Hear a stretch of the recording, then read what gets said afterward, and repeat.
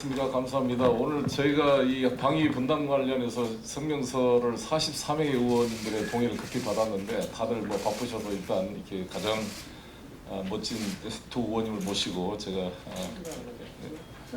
발표를 하도록 하겠습니다.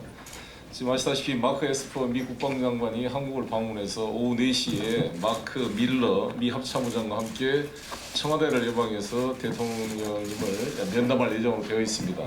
그래서 아까 우리 정명도 국방부 장관하고도 만나서 SCM 회의를 하고 그쪽 성명을 발표를 했는데 저희 국회 입장, 저희 의원들의 입장을 발표해야 될 것 같아서 급히 이 성명을 준비했습니다. 제가 읽고 나서 두 의원님들 간단한 멘트로 끝내도록 하겠습니다. 제11차 방위비 분담금 협상 트럼프 행정부는 거짓 협박을 멈춰라. 블러핑을 이렇게 해석을 했습니다. 제11차 방위비 분담 특별협정 협상 과정에서 미국의 블러핑이 정도를 넘었다. 방위비 분담금의 목적은 혈맹인 한미동맹의 유지, 강화를 위한 것이다. 그 핵심은 28,500명 수준으로 동결되어 있는 주한미군의 존재다. 하지만 1조 389억 원인 방위비 분담금을 5배가량 증액하지 않으면 주한미군을 철수할 수 있다는 뉘앙스의 언급과 언론 보도는 심각한 협박이라고 생각한다. 한미동맹에 있어 당초 방위비 분담금 개념이라는 존재하지 않았다. 1950년 6.25 전쟁에 참여한 미군이 한반도에 주둔한 때부터 40년이 넘도록 주한미군의 주둔 비용은 온전히 미국의 몫이었다. 하지만 1991년 소파 개정을 통해 그동안 대한민국이 거의 부담하지 않았거나 일부 항목별로 지원하던 미군의 주둔 비용을 특별협정의 형태로 새로이 제도화한 것에 불과하다. 91년 제1차 협정의 이후 28년간 한국은 16조 2,767억 원의 방위비 분담금을 미국에 지급해왔다. 막대한 예산을 지급하면서도 한국 감사원의 결산심사나 회계감사는 단 한 차례도 없었다. 6.25 전쟁 때 참전에 33,686명이 전사한 미국을 믿었기 때문이다. 하지만 미국 고위장성이 고작 40억 불을 증액해달라는 이유로 한미동맹 근간을 뒤흔드는 발언까지 서슴지 않는다. 정도가 지나쳐도 한참 지나쳤다. 대폭 증액 요구에 앞서 미국이 답변해야 될 세 가지 질문이 있다. 첫째, 한국에 주둔한 미군이 몇 명인가? 2008년 이명박 정권 당시 한미 국방장관 회담을 통해 합의했던 주한미군 28,500명 수준 동결은 지금도 유효한가? 2017년 미국 조사기관 퓨 리서치 센터 분석에 의하면 한국에 주둔 중인 미군은 24,189명에 불과하다. 협정의 근간이 된 주한미군의 숫자조차 한국 정부에 통보하지 않은 채 대폭 증액을 주장한 것은 말이 안 된다. 둘째, 주한미군 주둔 비용은 얼마인가? 미 국방부 감사관실이 매년 초 Operation and Maintenance Overview Budget Estimate 보고서를 발간해 차기 회계연도 미군 운용 유지 예산을 보고해왔는데 동자료에 의하면 지난 2013-2017년 5년간 한국이 지불한 방위 분담금은 41억 4,700만 불로서 미국의 주한미군 유지 관리 비용 38억 5,700만 원보다 2억 9천만 불, 한국 돈으로 2,900원 이상 더 많았다. 91년 후 29년간 미국이 줄기차게 외쳐왔던 50대 50 균분의 의무를 한국은 다해왔는데 트럼프 대통령 50억 불 증액 요구한 근거는 무엇인지 밝히기를 바란다. 셋째, 50억 불 증액 요구의 근거가 무엇인가? 이것은 여러 가지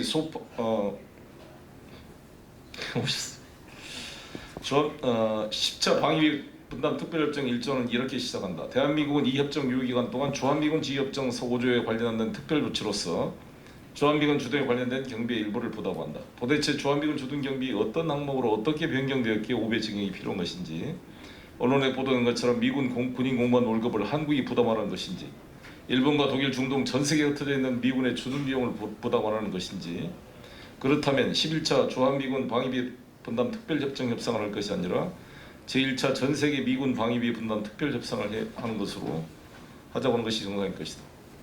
이제 정상을 회복하자. 주한미군은 오로지 한국의 이익을 위한 존재가 아니다. 미국의 중국, 러시아 견제를 위한 전초기지이자 미국 세계전략의 해외 주둔군 재배치 계획에 따라 동북아 신속 기동군으로 변화된 주한미군은 미국의 이익을 위해서도 존재한다. 또한 주한미군을 한국에 주둔시키는 게 미국에 주둔시키기보다 비용이 적게 든다. 이 말은 우리 의원들의 일방적 주장이 아니다. 2016년 미 상원 군사위원회 주관으로 열린 주한미군 사령관 임명청문회에서 빈센트 브룩스 육군 대장이 밝힌 주한미군의 또 다른 존재 이유이다. 가장 큰 이유는 주한미군은 미국의 안보를 위한 존재이기도 하다. 바우드가 쓴 공포, 퓨리, 백악관 트럼프에서 언급되었듯이 북한이 ICBM 발사를 하면 알래스카에서 탐지하면 15분이 걸리지만 주한미군은 7초면 탐지할 수 있다. 북한의 ICBM이 미 서부 최대 도시 로스앤젤레스를 때리는 데 걸리는 시간은 38분. ICBM 발사를 7초 만에 탐지할 것이냐, 15분 만에 탐지할 것이냐, 미국 본토 안보와 직결된다. 그럼에도 한국은 북경 입구인 평택에 443만 평 18월 고비장까지 갖춘 세계 최대의 미군 해외 기지를 무려 21조 원의 한국 돈으로 지어 무상으로 제공하고 있다. 미국 협상팀은 미군이 임대료를 내야 한다는 주장마저 일각에서 제기되고 있는 현실을 직시하기 바란다. 미국의 대폭 증액이 왜 부당한지 그 이유는 차고도 넘쳤다. 방위 분담금이 한국 경제 항공기력에 돌아간다는 로버트 에이브럼스 주한미 사령관의 말에 대한 반박거리는 차고 넘치기만 하지 않겠다. 굳이 간단히 말하면 주한미군이 지난해 말까지 사용하지 않은 방위 분담금망에도 무려 1조 3,310억 원이 고스란히 남아있다. 2018년 말 기준 군사건설 항공 미집행 현물 지원분은 9,864억 원, 군수비용 항공 미집행분 현물 지원분은 562억 원으로 1조 426억 원이나 된다. 2019년 9월 기준 주한미군이 보유한 미집행 현금만도 2,884억 원에 달한다. 이렇게 기지구한 분담금 1조 3천억이 고스란히 남아있는데 불구하고 대폭 증액을 요구하는 것은 말이 안 된다. 방위 분담금이 한국 경제 항공인에 돌아간다 하지만 주한미군을 위해 근무하는 한국인 근로자 인건비는 집행 행태에서 전혀 이치에 맞지 않다. 예컨대 지난 2011년부터 2018년까지 8년 주한미군 내 한국 근로자 인건비는 2011년 3,387억 원에서 2018년 3,710억 원으로 323억이 늘어났지만 같은 기간 주한미군 한국인 근로자 수는 8,856명에서 8,612명으로 243명이 줄었다. 올해 방위 분담금 인건비 항목은 5,005억으로 지난 대비 1,295원이 늘어났지만 도리어 주한미군 한국인 근로자는 250명을 감원시켰다. 이제 결론으로 돌아가자. 주한미군은 미국을 위해서도 필요하고 한국은 이미 충분히 부담하고 있지만 트럼프 대통령의 성정상 갑자기 주한미군을 철수시킬 수 있다는 블러핑은 이제 그만하자.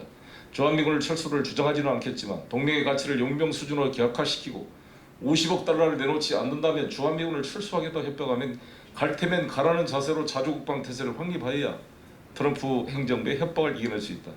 알다시피 2019년 회계연도 국방수권법에 의하면 주한미군 감축이 동맹국들의 안보를 심각하게 약화시키지 않고 한국, 일본과 협의를 거쳤다고 미 국방장관이 확인하는 경우를 제외하고는 의회가 주한미군 병력을 22,000명 이하로 감축하기 위한 예산 편성을 할 수 없도록 되어 있다.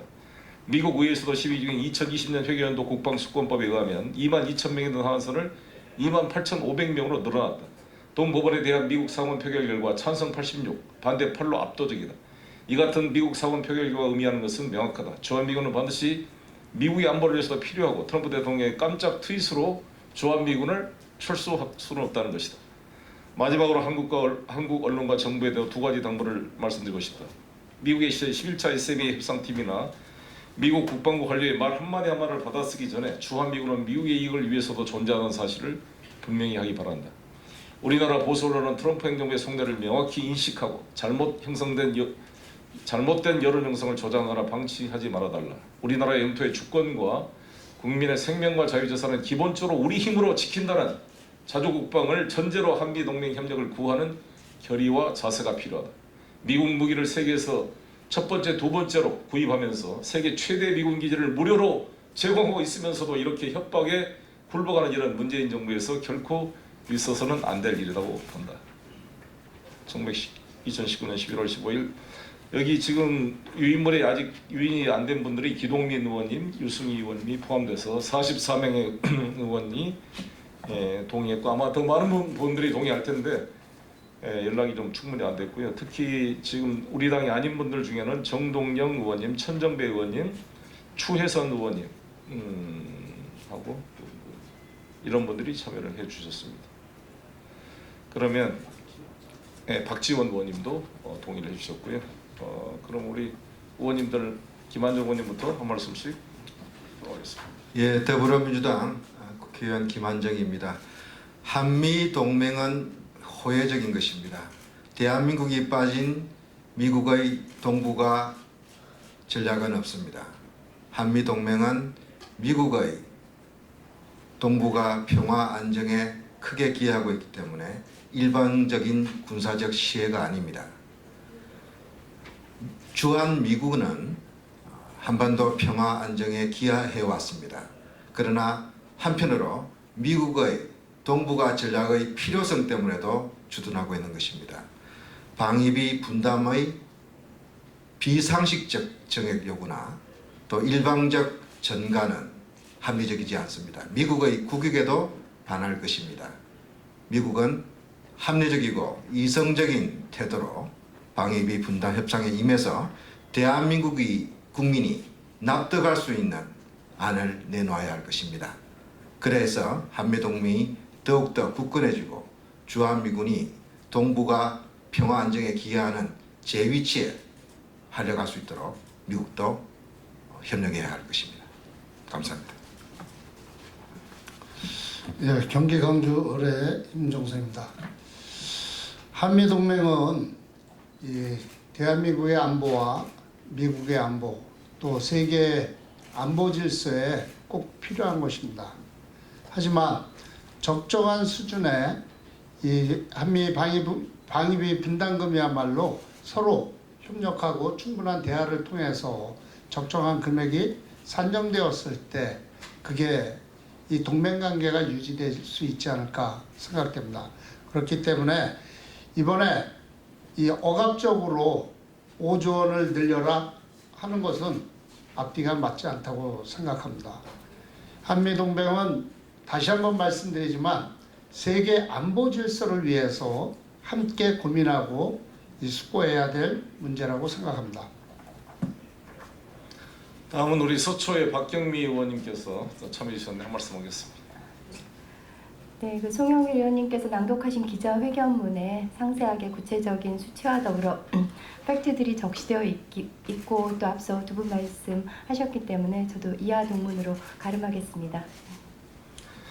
마지막으로 정리하면 제가 이제 주1 미군과 주한 미군의 방위비 분담 문제와 이것을 우리 국회 입법조사처를 통해서 쭉 한번 조사를 의뢰해서 받아본 결과 입법조사처에서 제가 자료를 받았는데 나중에 이제 언론을 통해도 발표를 하겠습니다만 실제 GDP 대비 주둔 미군 한일 지원 규모가 일본의 3배에 달합니다. 우리 대한민국이. 이것도 진짜 엄청난 어떤 차별인데 이것도 한번 점검해서 이번 협상팀 대표팀에도 자료를 전달해서 미국 협상팀과 대화 속에 이런 부분을 바로잡도록 노력하겠습니다. 감사합니다. 네, 감사합니다.